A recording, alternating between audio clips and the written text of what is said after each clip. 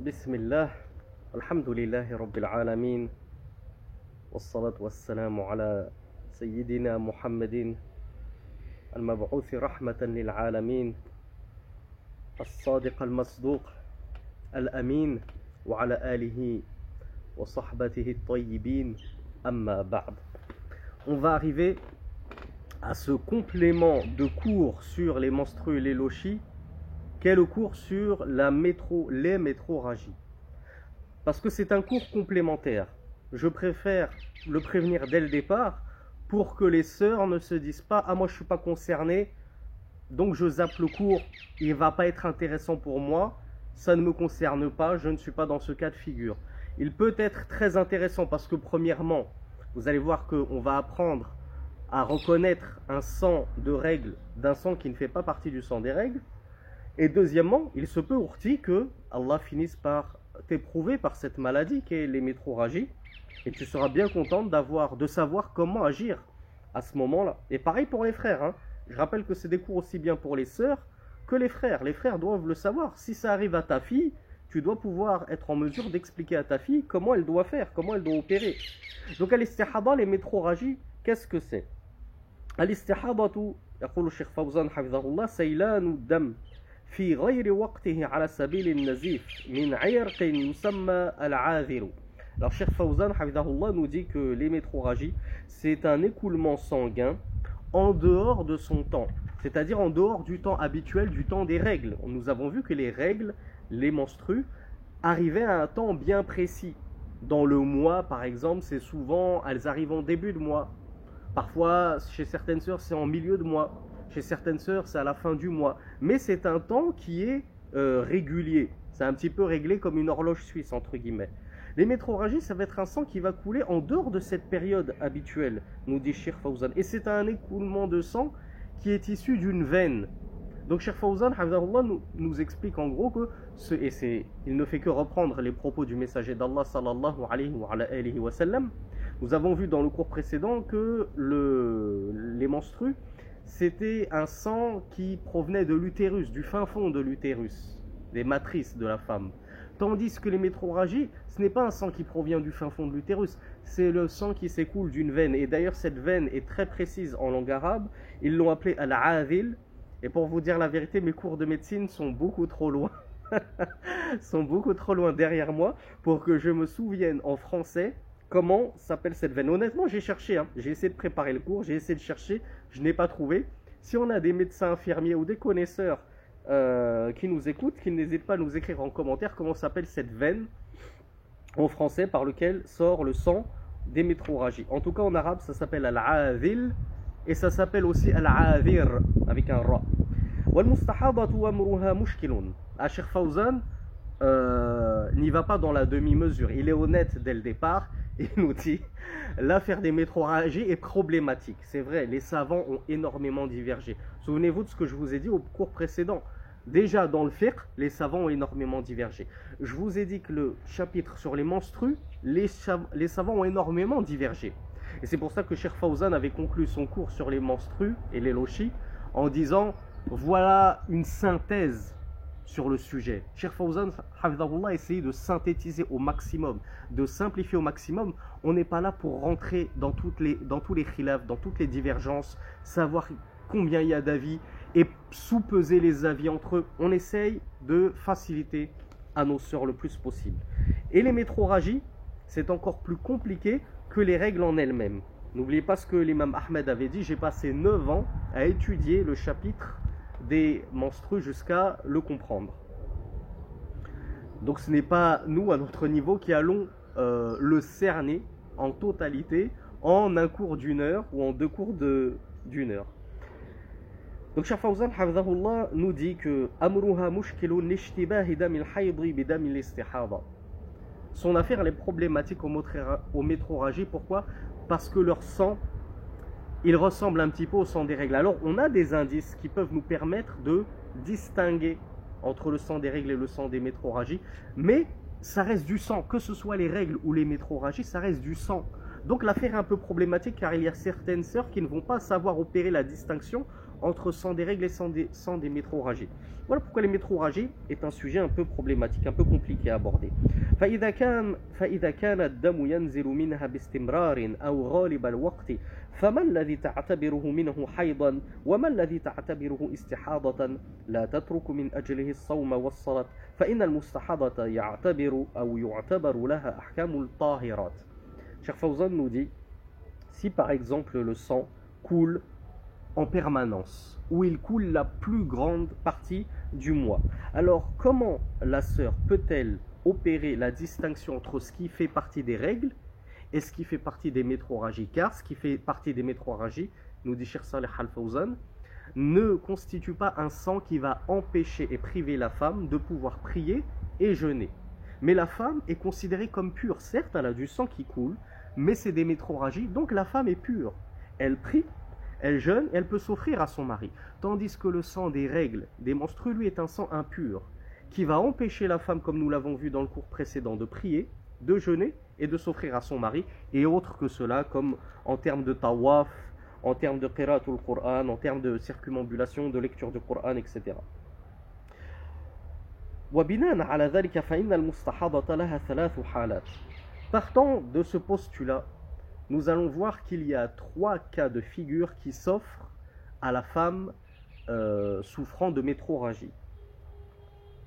Al-halatul ula, premier cas de figure.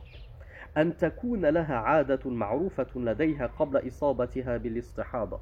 Que cette sœur avait déjà un cycle menstruel connu avant de souffrir de métrorragie. Admettons que la sœur a commencé à souffrir de métrorragie depuis qu'elle a accouché de son premier enfant, à 30 ans, admettons. Avant cela, elle ne souffrait d'aucune métrorragie et elle était réglée, comme on l'a dit, comme une horloge suisse. C'est peut-être de là que vient le mot règle pour menstrue, parce que c'est vraiment quelque chose de réglé.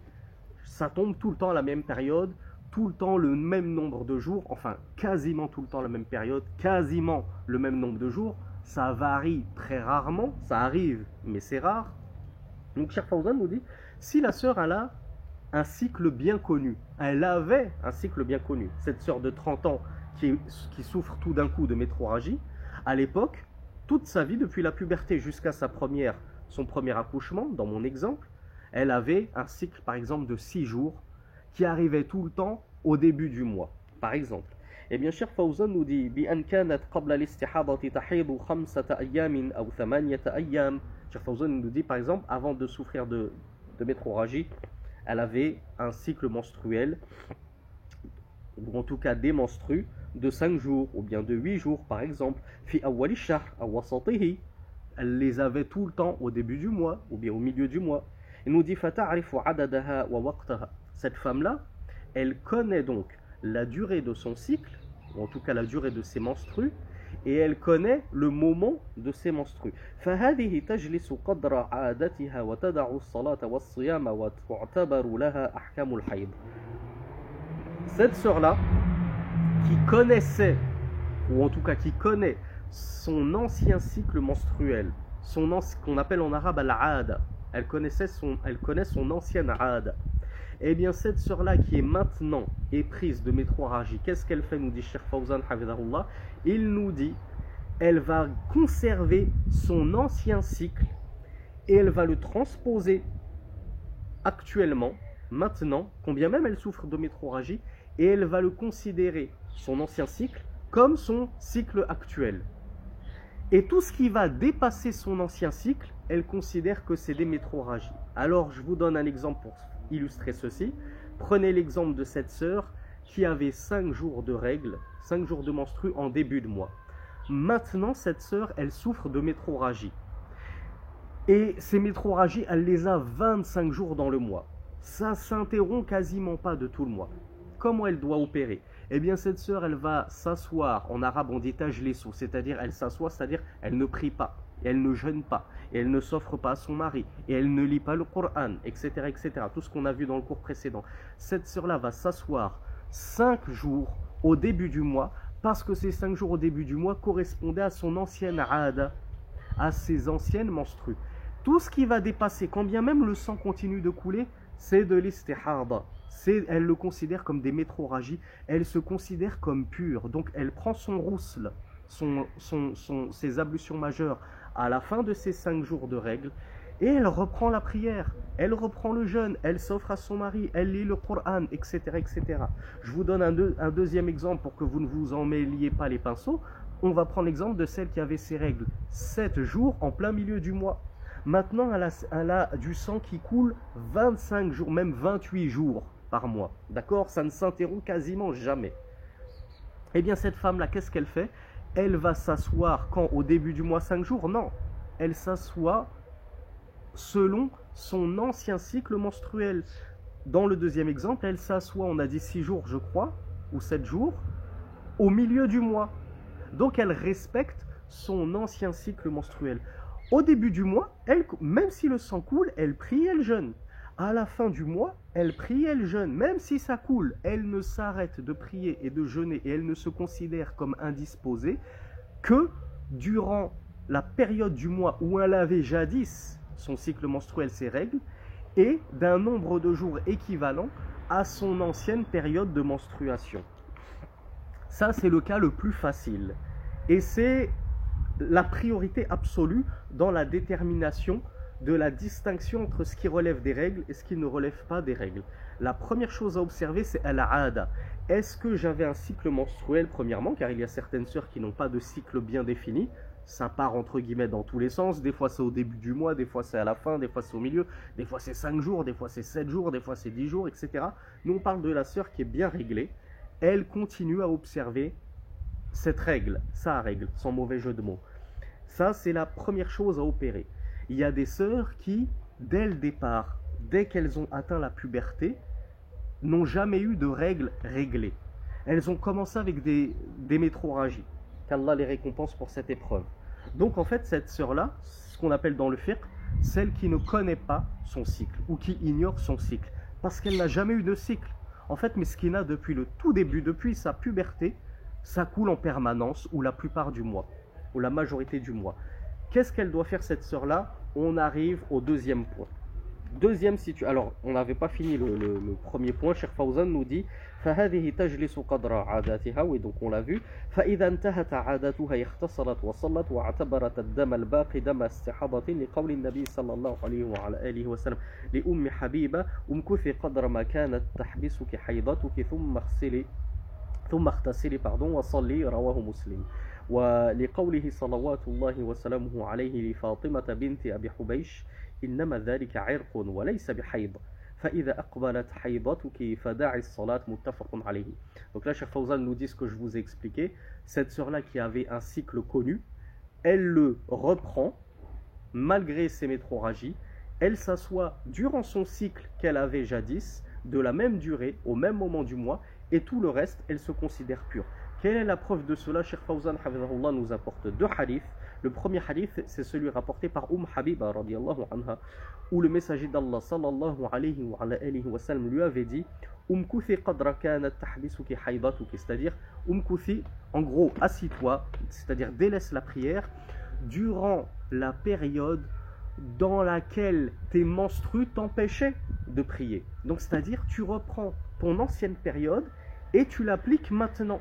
Quand bien même tu souffres de istihada, car il lui avait dit ça parce qu'elle s'était plainte d'avoir des métroragies abondantes qui ne la laissaient se purifier que très très peu de temps. Elle était pratiquement constamment dans un écoulement sanguin. Donc le messager d'Allah lui a dit, tu t'assois, c'est-à-dire tu ne pries pas, la durée, la période, le nombre de jours que jadis, avant que tu ne souffres de métroragie, tu t'asseyais également à cause de tes règles. Puis, une fois que ce nombre de jours que tu avais de menstrues à l'époque, tu l'as passé, maintenant, tu fais ton rousse, tes ablutions majeures, et tu pries. Quand bien même le sang continue à couler. Parce que le sang qui continue à couler, on l'a dit, ce n'est plus des règles. On ne le considère plus comme des règles des menstrues, on le considère comme des métroragies. Ce hadith, il est rapporté par Muslim. Il y a un deuxième hadith qu'il l'avait dit à Fatima bint Abi Hubaysh, qui elle aussi souffrait d'abondante métrorragie, à elle, il lui a dit Innama dhalika irqun, ceci n'est que le sang d'une veine. C'est pas le sang de ton utérus comme les menstrues, ça c'est le sang d'une veine. Donc, c'est comme si tu te coupais une veine sur le bras, il y a du sang qui coule. Eh bien, c'est pareil pour les métrorragies. C'est pas des menstrues, c'est un sang d'une veine qui s'écoule. Walaysa bihayd, ce n'est pas des menstrues, lui a dit le messager d'Allah sallallahu alayhi wa sallam. Ainsi donc, lorsque va venir ta période de menstrues, c'est-à-dire ta période habituelle, parce qu'avant, tu étais bien réglé, tu avais une période habituelle de règles. Eh bien, lorsque te vient cette période que tu avais, que ce soit en début de mois, au milieu de mois, à la fin de mois, que ce soit 4 jours, 7 jours ou bien 10 jours, eh bien, délaisse la prière, lui a dit le messager d'Allah sallallahu alayhi wa sallam. Et le hadith est unanimement authentique. On en comprend quoi? On en comprend qu'une fois qu'est passée cette période que tu avais à l'époque de cycle menstruel, de menstru, une fois qu'elle est passée, une fois que ce nombre de jours est passé, reprends la prière. Tu es pur, purifie-toi, prends ton rousse, et ensuite reprends la prière. Donc ça c'est pour le premier point. Le premier cas de figure, c'est celle qui connaît sa rada, qui connaît son ancien cycle menstruel. Deuxième point de figure, al-halatu thaniya idha lam yakun laha adatun ma'rufatun lakin damuha mutamayyizun ba'duhu yahmilu sifat al-hayd بأن يكون أسود أو ثخينا أو له رائحة وبقيته لا تحمل صفة الحيض بأن يكون أحمر ليس له رائحة ولا ثخينا. Alors Cheikh Fawzan Hafizahullah, il nous dit deuxième cas de figure, c'est celle qui n'a pas de période connue. Soit, et ça en général les deux cas principaux, c'est celle qui a oublié complètement, elle a complètement oublié quand est-ce qu'elle avait ses règles en début, au milieu ou fin de mois, combien de jours, elle a complètement oublié, impossible de s'en souvenir.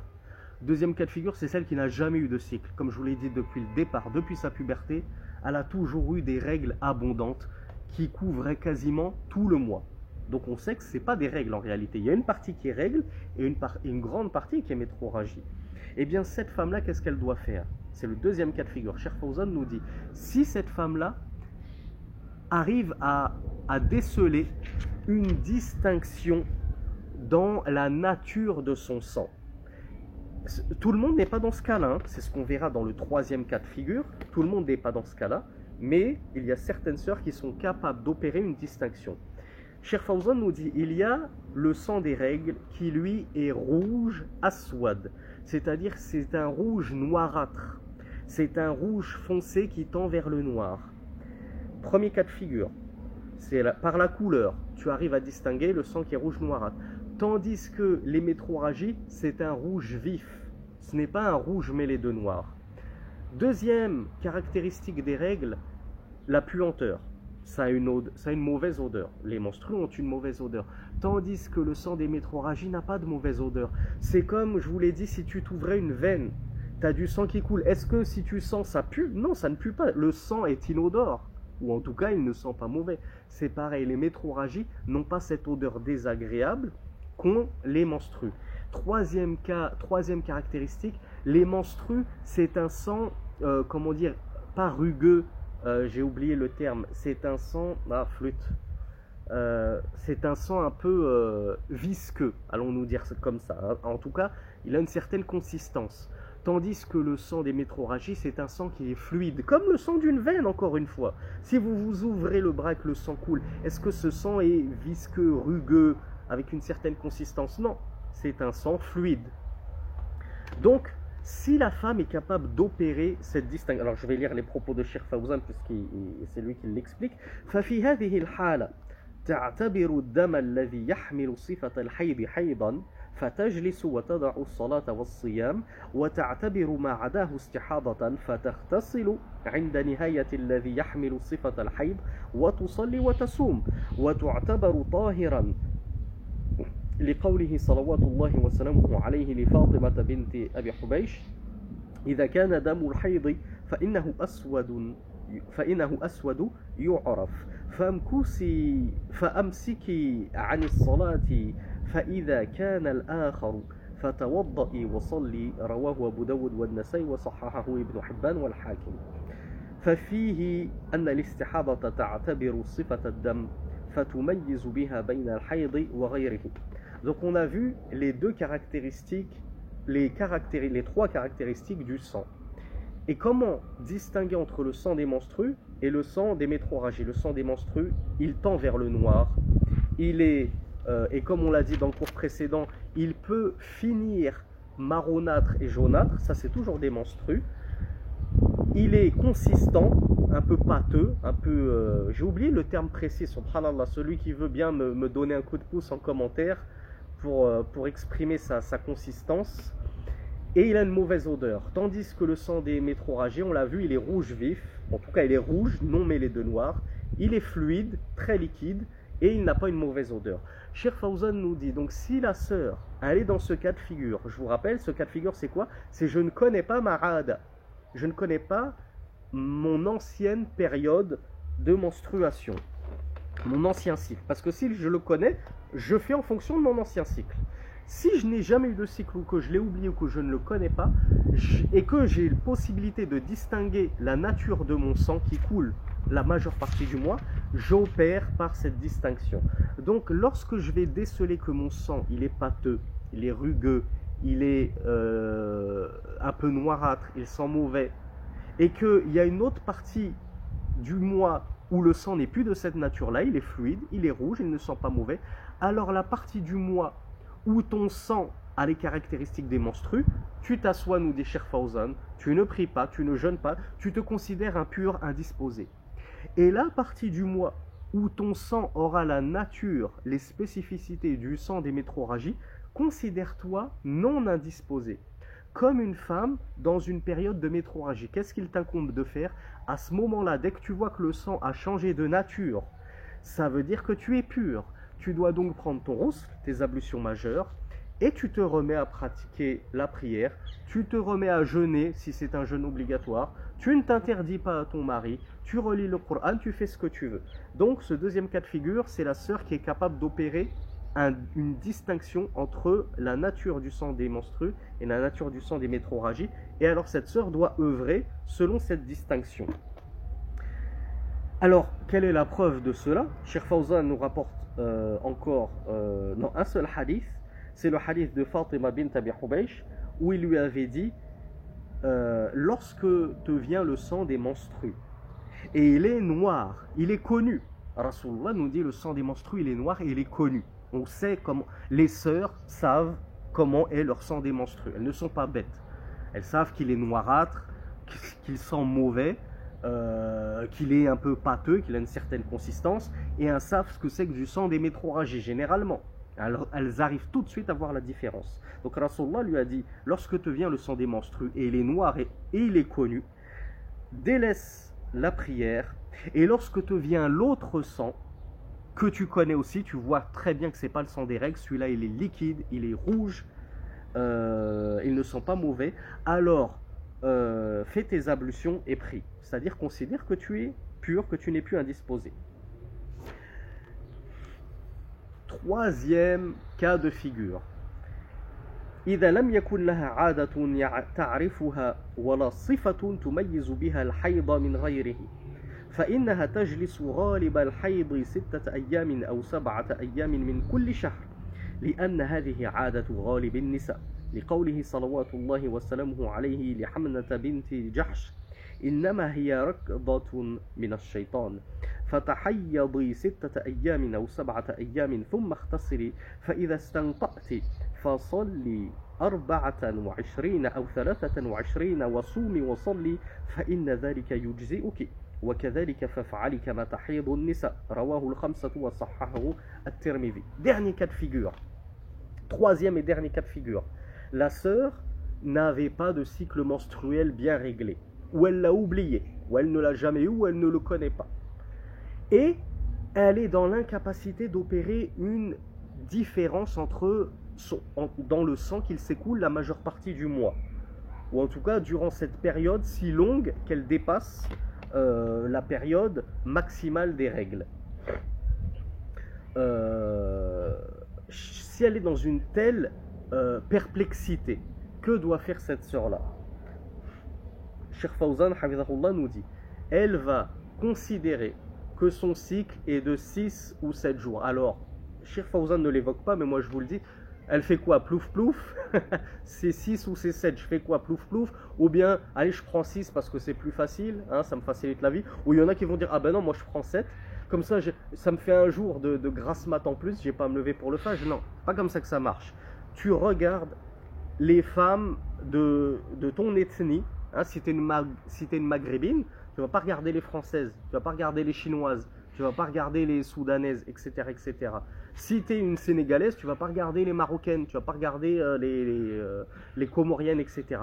Tu regardes les femmes de ton ethnie, qui ont à peu près ton âge, qui vivent dans le même environnement que toi, le même pays, la même région. Et tu regardes en général, et notamment les femmes de ta famille, hein, directement. Pourquoi chercher midi à 14h et chercher à l'autre bout du globe ce que tu as en face de toi? Donc regarde les femmes de ton ethnie, de ta génération, de ta région, notamment les femmes de ta famille.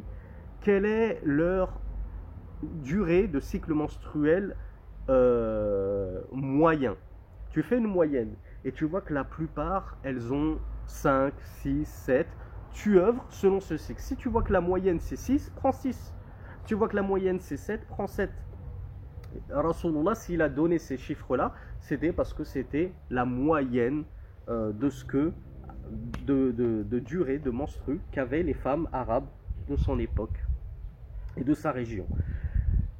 Donc tu prends cette moyenne-là et tu te l'appliques à toi-même. Nous dit Cheikh Fawzan, hafizahullah, pour chaque mois. Et ceci car c'est l'habitude, c'est la période, les 6 et 7 jours de la plupart des femmes. Et ceci en vertu du hadith de Hamna bint Jahsh, où le messager d'Allah sallallahu alayhi wa sallam lui avait dit en décrivant les métrorragies, ceci est un toucher du diable. Fatahayyadi sittata ayyam ou sab'ata ayyam. Alors, considère, mets-toi en état de menstru, considère-toi en état de menstru 6 ou 7 jours, parce que c'était la majeure, la durée moyenne de la majorité des femmes de son époque. Et il a dit, puis, prends ton rousse. Une fois que tu as passé ces 6 ou ces 7 jours, irtasili, fais tes ablutions majeures. Je vous renvoie au cours sur les ablutions majeures, comment s'opère le rousse. Fa'idha stanqati, puis lorsque tu t'es purifié, que tu t'es nettoyé, alors prie 24 ou 23 jours. Tu pries 23 jours si tu as considéré que tu étais en état d'indisponibilité 7 jours, et tu pries 24 si tu avais pris les 6 jours d'indisponibilité, afin que ça fasse 30 jours. Tu considères que ton cycle menstruel est de 30 jours, comme c'est le cas de la majeure partie des femmes. Tu jeûneras alors, une fois que tu t'es purifié, tu prieras à l'heure, alors, et ceci te suffit, lui a dit Rasulullah sallallahu alayhi wa sallam. Ainsi opère, lui a dit le messager d'Allah, ainsi fait, comme le font la majorité des femmes pour leurs règles. C'est-à-dire la majorité des femmes ont 6 ou 7 jours, toi tu ne connais pas ton cycle, tu ne sais pas opérer la différence dans ton écoulement sanguin. Est-ce qu'il n'y a pas de il a toujours la même couleur, il a toujours la même odeur, parce que ne te dis pas, Cheikh Fawzan ne l'a pas précisé, mais c'est pas les 3 caractéristiques qui doivent être réunies absolument, non, au moins une des 3 caractéristiques. Si tu arrives à opérer la différence dans cet écoulement sanguin par l'odeur, fais en fonction de l'odeur. Si le sang des deux côtés il est rouge, ou des deux côtés il est rouge-noir, et que des deux côtés il est pâteux, ou bien des deux côtés il est fluide, donc pour l'instant il a 2 caractéristiques identiques, mais la 3e caractéristique, il y en a un qui sent mauvais et l'autre ne sent pas mauvais, fais en fonction de cette caractéristique là pour distinguer entre le sang des menstrues ou non. Pareil pour la couleur, si durant 28 jours tu as un écoulement sanguin, et cet écoulement il sent mauvais pendant 28 jours, il est pâteux pendant 28 jours, mais par contre il y en a un qui est noirâtre et l'autre qui n'est pas noirâtre, qui est rouge vif, fluide, fait en fonction de ce distinguo. Donc, Cheikh Fawzan, Rasulullah sallallahu alayhi wa sallam, il avait dit à cette sœur qu'il n'arrivait pas à faire le distinguo et qui ne connaissait pas sa période. Il lui a dit en gros, assis-toi, considère-toi en état de menstru en fonction de la majeure partie de la période de menstrues de la majeure partie des femmes qui t'entourent. Si c'est 6 jours, considère-toi en menstrue pendant 6 jours.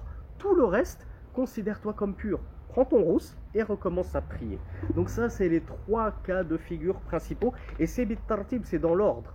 C'est-à-dire que la sœur qui avait anciennement et jadis un cycle bien réglé, bien déterminé, elle doit faire en fonction de son cycle. Si son cycle c'était 10 jours, qu'elle ne se dise pas « Ah, je suis en état de métrorragie, je suis atteinte de métrorragie, je vais regarder les femmes de ma famille, elles, généralement, elles ont que 6 jours de règles, bon ben moi, je vais me considérer en état de règle que 6 jours. » Non, tu peux pas ourti, parce que toi, tu avais un cycle de 10 jours. Tu dois faire en fonction de ton ancien cycle.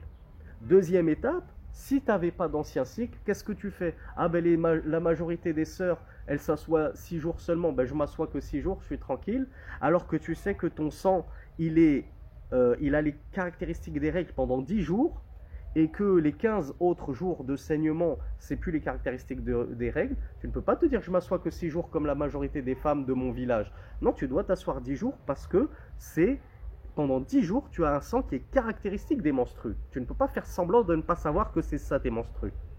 Et dernière étape, si tu n'as pas de aada, tu n'avais pas de cycle bien défini, bien connu, et que tu n'arrives pas à faire cette différence, cette distinguo entre le sang des règles et le sang des métrorragies, alors là oui, tu t'assois la période moyenne des femmes qui t'entourent et qui ont tes caractéristiques en termes d'âge, d'ethnie, de région, etc., etc., etc. Et en général, c'est 6-7 jours. Mais ça peut varier d'une ethnie à une autre, d'un pays à un autre, et d'une génération à une autre. والحاصل مما سبق أن المعتادة ترد إلى عادتها. Donc Cheikh Fawzan nous récapitule et c'est ce que j'ai fait. Récapitulons. Al-mu'tadatu, c'est-à-dire la femme qui est réglée, c'est-à-dire qui avait, enfin, la femme anciennement réglée. Elle doit opérer selon ses anciennes règles, ses anciennes menstrues. Wal-mumayyizatu turaddu ila al-amali bit-tamyiz. Et celle qui arrive à faire le distinguo entre son sang et qui n'était pas réglée, elle opère en fonction du distinguo, de la distinction de son sang. Wal-faqidatu lahuma tahidu sittan aw sab'an. Et celle qui n'est ni l'une ni l'autre, ni elle avait un cycle connu, ni elle n'arrive à faire de distinguo, elle s'assoit 6 ou 7 jours. وفي هذا جمع بين السنن الثلاث الواردة عن النبي صلى الله عليه وعلى آله وسلم في المستحاضة. Il nous dit ainsi, on réunit tous les hadiths du messager d'Allah sallallahu alayhi wa alayhi wa sallam qui tantôt évoquaient qu'il fallait s'asseoir un nombre de jours équivalent à ton ancienne période de menstru.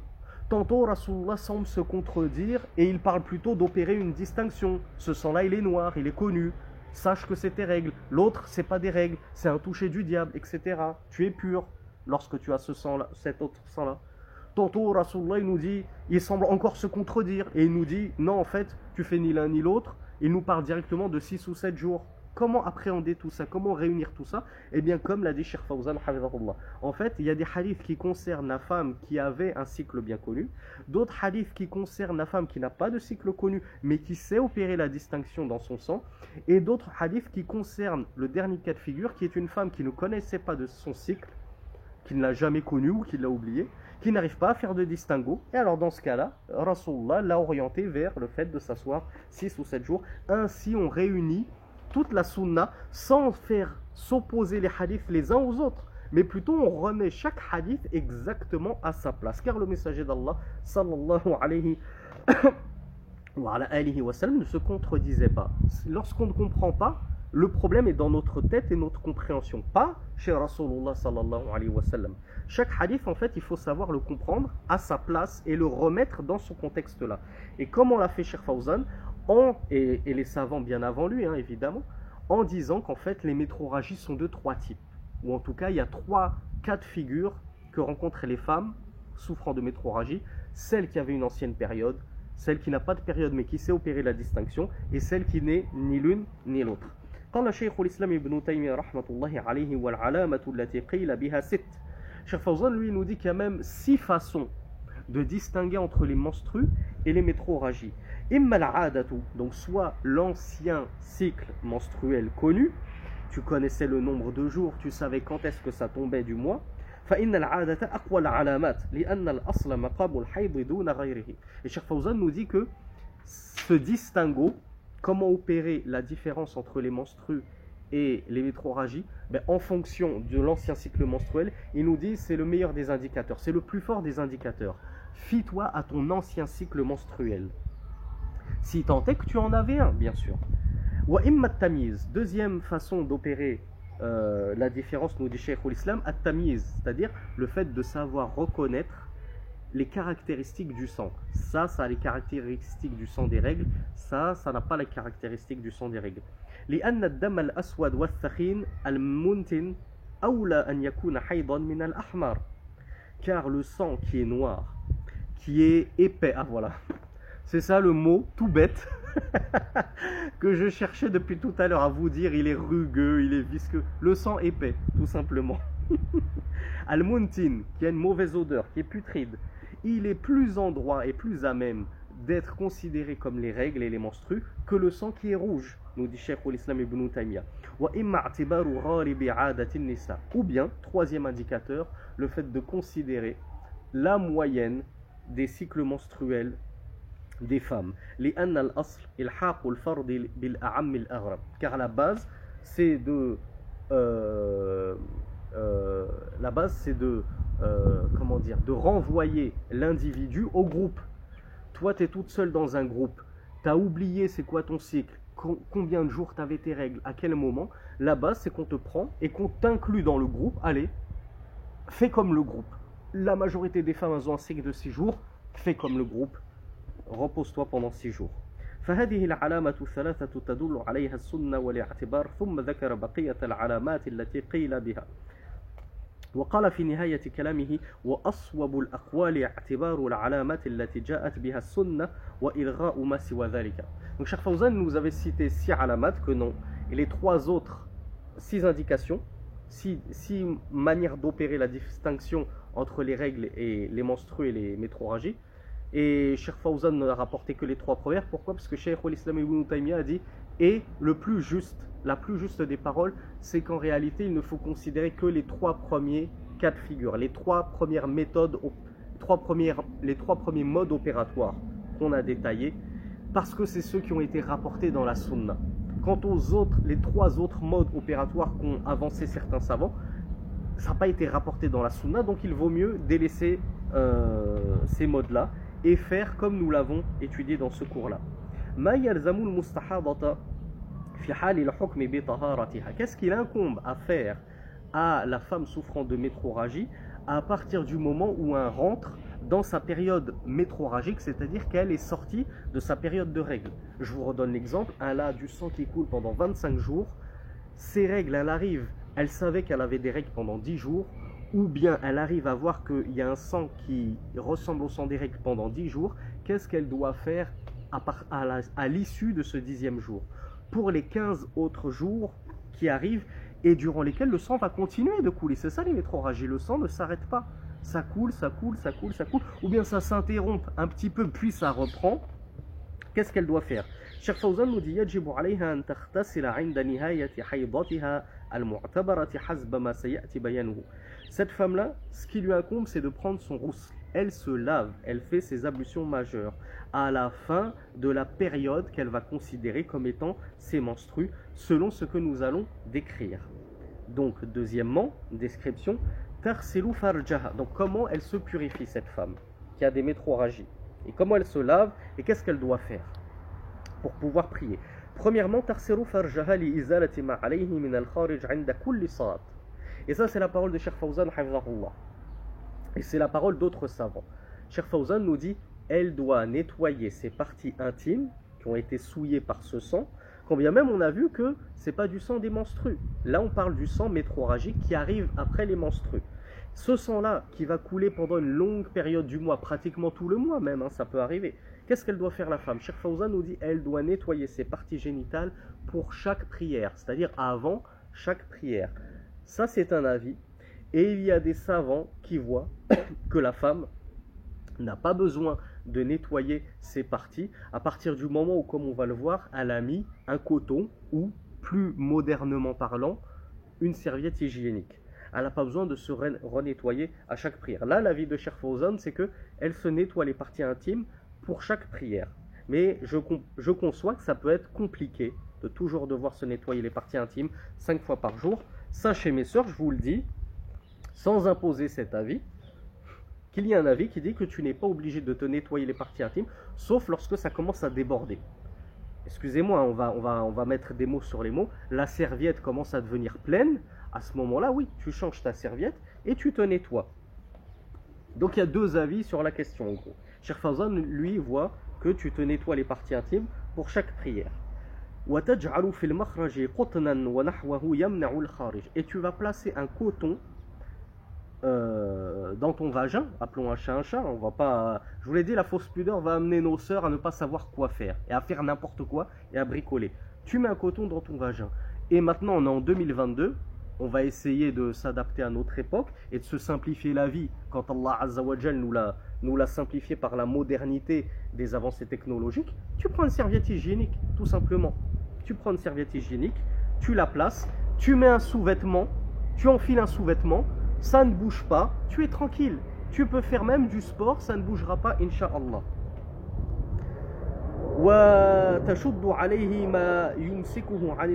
Donc à l'époque, qu'est-ce qu'il faisait? Il n'y avait pas de serviette hygiénique, il prenait un coton et il prenait des bandes de tissu et il les enroulait autour de leur partie pour bien maintenir la chose. Maintenant, il y a juste à mettre une serviette hygiénique, un dessous féminin.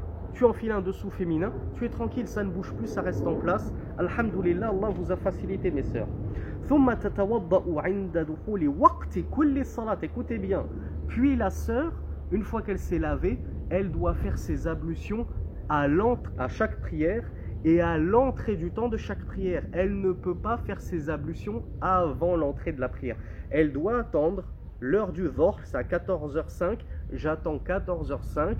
Avant de me nettoyer, tu peux te nettoyer avant, mais tes ablutions, tu les fais à l'heure de la prière. Tu ne te nettoies pas avant, pardon, tu te nettoies à l'entrée de l'heure de la prière, tu te nettoies, tu fais tes ablutions à ce moment-là et pas avant. ولقول النبي صلى الله عليه وعلى آله وسلم تدع الصلاة أيام أقرائها ثم تغتسل وتتوضأ عند كل صلاة رواه أبو داود وابن ماجه والترمذي وقال حديث حسن. Et ceci en vertu de la parole du messager d'Allah sallallahu alayhi wa alihi wa sallam, elle délaisse la prière les jours de règle, c'est-à-dire les jours qu'elle considère comme étant ses jours de règle, elle délaisse la prière. Puis taghtasil, elle prend son ghusl wa tatawadda 'inda kulli salat, et elle fait ses ablutions à chaque prière. Alors ça, c'est le premier mode opératoire que nous décrit Cheikh Fawzan. C'est lors de la prière, je me nettoie obligatoirement les parties génitales selon Cheikh Fawzan, pas obligatoirement chez d'autres savants, mais tu ne le fais que lorsque ça commence à déborder et à commencer à salir tes cuisses et plus que l'endroit nécessaire. Tu fais tes ablutions obligatoirement pour chaque prière. Il y a un deuxième mode opératoire qu'avait décrit le messager d'Allah sallallahu alayhi wa sallam et qui est le meilleur des modes opératoires puisqu'il avait dit wa ahabbu ilayya. Et ça m'est préférable que tu fasses ainsi. C'est que tu fasses un jam' souri. Jam' souri, c'est quoi? C'est que tu retardes le dhuhr à sa limite, donc 10 minutes avant. Si tu sais que ton dhuhr en général tu le pries en 10 minutes et que tu ne le bâcles pas en 2 minutes, tu prends 10 minutes. Donc 10 minutes avant le dhuhr, tu commences à prier le dhuhr. Pour le finir, pile poil à la fin de son temps. Puis tu pries al-asr, au début de son temps. Donc c'est comme si tu avais prié le dhuhr et le asr en jam', en regroupement, sauf qu'en réalité, tu les as priés chacun dans leur temps. Tu n'as pas fait sortir une prière de son temps. C'est pour ça qu'on appelle ça un jam' souri, c'est un rassemblement de prières en apparence. Et avant de faire cela, taghtasilin, comme l'avait dit le messager d'Allah sallallahu alayhi wa sallam. Tu prends ton ghusl et tu fais ce jam' souri, ce rassemblement entre le dhuhr et le asr. Et tu fais pareil pour al-maghrib ou al-isha. Taghtasilin, tu prends ton ghusl, ce qui te ferait 2 ghusls par jour, tous les jours. C'est compliqué. Et ce qui vient contrebalancer cette complication, c'est que tu n'auras à te laver qu'une seule fois pour 2 prières. Parce que tu fais ton ghusl et ensuite tu pries le Maghrib à la toute fin de son temps, et tu pries le Isha au début de son temps. Tu jumelles ces deux prières-là. Donc comme ça, tu pries d'un seul coup deux prières, mais avec un rousse en amont. Donc je peux concevoir que certaines sœurs trouvent ça compliqué d'avoir à prendre son rousse plutôt que de simples ablutions, mais en même temps, il y a la facilité qu'elles font le regroupement des prières. Sinon, si tu veux prier chaque prière en son temps, parce que tu trouves ça plus facile, si tu veux faire tes ablutions plutôt que de prendre un rousse, alors prie chaque prière en son temps. Mais les deux façons de faire sont correctes et sont bonnes. À toi de voir, ma sœur, ce qui était le plus aisé. Sachant que, comme je l'ai dit, la deuxième méthode est la meilleure, de prendre son rousse et de faire al-jam' al-suri, d'après les paroles du messager d'Allah sallallahu alayhi wa alayhi wa sallam. Dans un deuxième hadith, le messager d'Allah sallallahu alayhi wa alayhi wa sallam a dit Ana atulakil kursuf fa innahu yuzhibu ad-dam wal kursuf wal qutun. Le messager d'Allah sallallahu alayhi wa alayhi wa sallam avait dit à une femme je te suggère al-kursuf. Et le kursuf, c'est le coton. C'est-à-dire, je te suggère de te purifier avec du coton. فَإِنَّهُ يُذْهِبُ الدَّمَ car il enlève le sang. Donc, qu'est-ce que font les femmes? Elles se nettoient, notamment. Alors, qu'est-ce que faisaient surtout les femmes des Arabes? C'est que, et même de nos jours, hein, c'est qu'une fois qu'elles se purifient, ou qu'elles doivent se purifier, ça y est, c'est la fin de mes menstrues. Moi, mes menstrues, j'avais un cycle de 10 jours. C'est la fin de mes 10 jours. Ou bien, j'avais pas de cycle connu, mais je sais que pendant 10 jours, mon sang, il est épais, il est noir, il sent mauvais. Donc, c'est la fin de mes 10 jours. Ou bien, j'ai ni l'un ni l'autre, mais la majeure partie des femmes de mon quartier, de ma génération, de mon ethnie, elles ont des règles pendant 10 jours. Je transpose ça pour mon cas, c'est les 3 cas de figure qu'on a vus. Qu'est-ce que tu fais à l'issue de ces 10 jours? Dans cet exemple-ci, hein, je ne dis pas qu'il faut appliquer 10 jours à chaque fois. C'est un exemple. Qu'est-ce que je fais pour me purifier? Je prends du coton. Je me nettoie les parties, j'enlève le sang, comme ça. Et ce que faisaient les femmes, c'est qu'elles mettaient même du musc. Elles prenaient du musc pour estomper la mauvaise odeur, justement, des règles. Donc, elles se purifiaient comme ça avec du coton et du musc. Ensuite, comme on l'a vu, tu prends le coton, tu le mets à l'intérieur ou collé contre tes parties. Tu mettais des lambeaux à l'époque, maintenant je vous l'ai dit, mettez un sous-vêtement, le problème il est réglé, mettez une serviette hygiénique, vous êtes tranquille. Et tout le sang qui continuera à couler, même en pleine prière, ça n'annule pas la prière. Ourti, tu es pur. Considère-toi comme pur, ce n'est plus du sang des règles, ce n'est plus du sang des menstrues. D'ailleurs, dans un hadith du messager d'Allah que n'a pas évoqué Cheikh Fawzan en totalité, la suite du hadith, le messager d'Allah sallallahu alayhi wa sallam avait dit quand bien même le sang s'égoutte sur ta paillasse, sur ton tapis de prière, c'est-à-dire tu es en prière, tu as atteint de métrorragie, c'est la fin de tes menstrues, là tu rentres dans la période métrorragique, donc ce n'est pas du sang des menstrues, tu dois donc obligatoirement prendre ton rousse comme on l'a vu et reprendre la prière, quand bien même en pleine prière tu as du sang qui s'égoutte parce que tu as mal fixé ton dessous féminin, tu as mal fixé le coton. Admettons, à l'époque, tout le monde n'avait pas forcément des bouts de tissu pour s'enrouler avec. Ils étaient très très pauvres, donc ils faisaient avec les moyens du bord. Quand bien même tu aurais des gouttes qui continueraient à tomber par terre, ou que tu sens que ça goutte à l'intérieur, ne t'en fais pas, ne coupe surtout pas ta prière. On peut avoir des femmes atteintes de wasawis, d'insufflation satanique, où le shaitan va leur dire arrête ta prière, si tu vois pas que ça coule, délaisse la prière jusqu'à ce que ça ne coule plus. Ben, Meskina, une telle sœur, elle va délaisser sa prière toute sa vie. Parce que la définition même des métrorragies, c'est un sang qui, en général, ne s'arrête pas. Il est constant, perpétuel, il ne s'arrête que très rarement, que quelques temps seulement. Après, ça reprend inlassablement. Donc voilà comment doit opérer la sœur pour se purifier. Qu'elle sache que les métrorragies ne sont absolument pas des règles. Elle sait maintenant comment distinguer entre les menstrues et les métrorragies. Elle sait qu'elle est tenue de prier et de jeûner. Elle peut lire le Coran, elle peut s'offrir à son mari durant la période des métrorragies. Et elle sait comment se purifier. Elle se nettoie les parties, elle se les parfume pour que ce soit encore plus agréable. Elle prend son rousse et elle reprend sa vie normale, sans wasawi, sans paniquer. Alhamdulillah. Sache que tu es pure, ma sœur. Alhamdulillah, ne t'en fais pas. Hada wallahu a'lam. Wa sallallahu ala nabina Muhammad. Walhamdulillahi rabbil alamin.